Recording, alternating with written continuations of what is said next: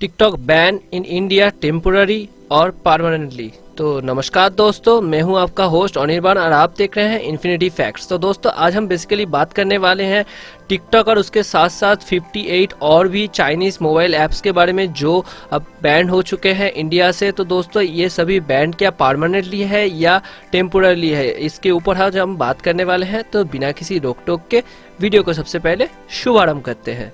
दोस्तों बात करते हैं एकदम शुरुआत से, जहां पर कुछ दिनों से इंडिया चाइना के बीच एक टेंशन सिचुएशन चल रहा था। इसके चलते बहुत दिनों से हमारे इंडिया के आम जनता चाह रहे थे कि चाइनीज प्रोडक्ट को बैन कर दिया जाए। इसके चलते हमारे आम जनताओं के बीच hashtag Chinese product ban, TikTok ban, ऐसे बहुत सारे मूवमेंट चल रहे थे और ट्रेंड हो रहे थे। इसके अंजाम में रूप में कुछ दिन पहले ही पीएमओ के ऑफिस से एक न्यूज निकला, जहां पर उन्होंने चाइनीज कुछ ऐपों को बैन कर दिया है इंडिया में, जहां पर 59 चाइनीज मोबाइल ऐप को बैन कर चुके हैं इंडियन गवर्नमेंट। दोस्तों इन 59 ऐपों में से बहुत सारे पॉपुलर ऐप्स भी थे जो शायद कभी आपके फ़ोन में भी हुआ करते थे। तो दोस्तों TikTok, UC Browser, share it, Vigo, Viva, ऐसे बहुत सारे, इसके साथ साथ स्कैम स्कैनर जैसे बहुत सारे ऐसे भी ऐप थे जो शायद कभी आपके फ़ोन में हुआ करते थे। तो दोस्तों इन सभी ऐपों का बेसिकली काम इतना ज़्यादा नहीं था, सिर्फ इंटरटेनमेंट पर्पज़ के लिए बहुत लोग यूज़ करते थे, लेकिन वो अभी भी बंद हो चुके हैं इंडिया से। तो दोस्तों इंडियन गवर्नमेंट का ये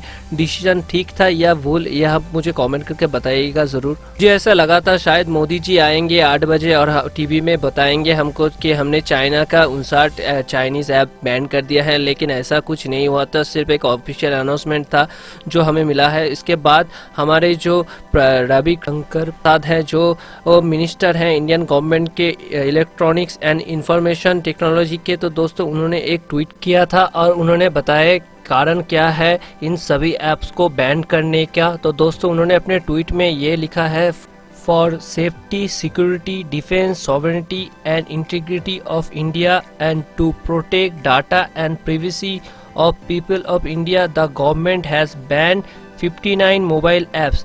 जय हिंद। तो इसके बाद दोस्तों इंडियन गवर्नमेंट और हमारे ऑनरेबल मिनिस्टर रविशंकर प्रसाद ने एक ही झटके में देश का कुल 10 करोड़ लोगों को बेरोजगार कर दिया, जहां पर बहुत सारे ऐसे भी कलाकार थे जो सिर्फ लिपसिंग के दम पर ही अपने घर चला रहे थे। तो दोस्तों इनके लिए शायद 2 मिनट के लिए मौन व्रत रखेंगे और इनके आत्मा को शांति मिले। तो दोस्तों हम अब बात करेंगे इन सभी 59 चाइनीज ऐप के बारे में जो इंडियन गवर्नमेंट ने बैन किया है इंडिया से। तो दोस्तों इन सभी ऐपों को क्या टेम्पोररी बैन किया गया है या परमानेंटली, और दोस्तों इन सभी ऐपों के जरिए क्या ऐसा हो रहा था जिसके चलते इंडियन गवर्नमेंट ने इतना कड़ा डिसीजन लिया है। तो दोस्तों अब इसके बारे में हम बात करना चालू करेंगे। दोस्तों आप में से बहुत सारे लोगों को शायद ये बात पता नहीं है कि चाइनीज गवर्नमेंट के अंडर एक रूल आता है जिसके चलते चाइनीज गवर्नमेंट चाइना के किसी भी कंपनी से उनका प्राइवेट डेटा मांग सकता है अपने गवर्नमेंट के हित के लिए। तो दोस्तों इसके चलते शायद इंडियन गवर्नमेंट ने सोचा है, इंडिया में इन सारे ऐप्स में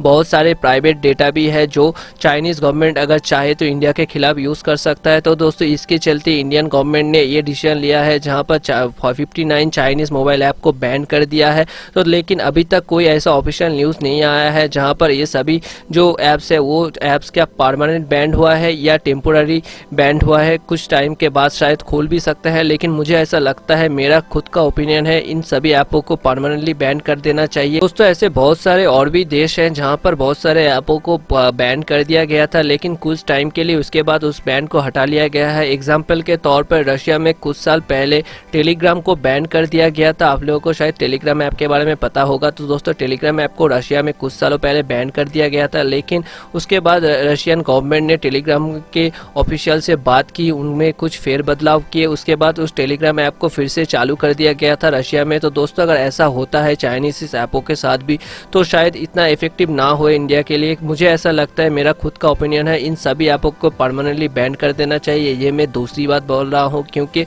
मुझे लगता है ये 59 जो ऐप है ये इंडिया के लिए बहुत ज़्यादा हानिकर हो सकता है।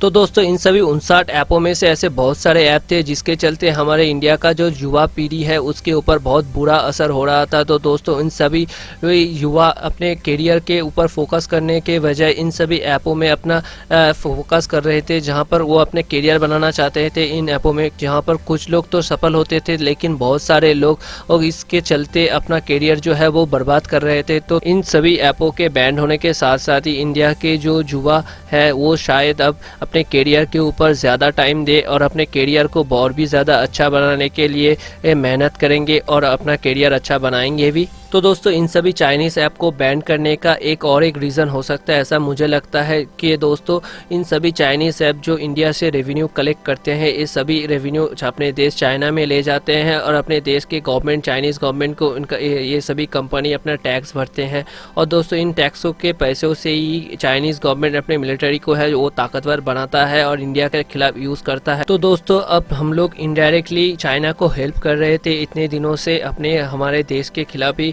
जंग करने के लिए, जहां पर हम लोग अपना जो कीमती समय के साथ साथ अपना पैसा भी लगा रहे थे इन सभी ऐपों के ऊपर। और दोस्तों इसका जो पूरा का पूरा मुनाफा जो जा रहा था वो चाइनीज़ गवर्नमेंट को जा रहा था। दोस्तों इसके लिए शायद चाइना के इन सभी 59 ऐपों को इंडियन गवर्नमेंट ने बैन कर दिया है। एग्जाम्पल के तौर पर अगर पकड़ेंगे तो टिकटॉक ने 2019 के लास्ट अपने क्वार्टर में कुल 23 से 25 करोड़ रुपए इंडिया से रेवेन्यू कलेक्ट किया था और उन लोगों का टारगेट था 2020 के लास्ट के क्वार्टर में लगभग 100 करोड़ से ऊपर का रेवेन्यू कलेक्ट करना। तो दोस्तों इससे आप लोगों को पता ही लग रहा है कितना ज़्यादा पैसा हमारे इंडिया से चाइना में जा रहा है और उन्हीं पैसा बूमरैंग की तरफ वापस आ रहा है चाइनीज़ आर्मी इंडिया के ऊपर जो दबाव बना रहा है इसके चलते। तो दोस्तों इंडियन गवर्नमेंट ने जो डिसीजन लिया है 59 चाइनीज़ मोबाइल ऐपों को बैन करने का, तो दोस्तों क्या आप लोग इस जो डिसीजन के साथ है या इसके खिलाफ है, यह मुझे कमेंट करके बताना मत भूलिएगा।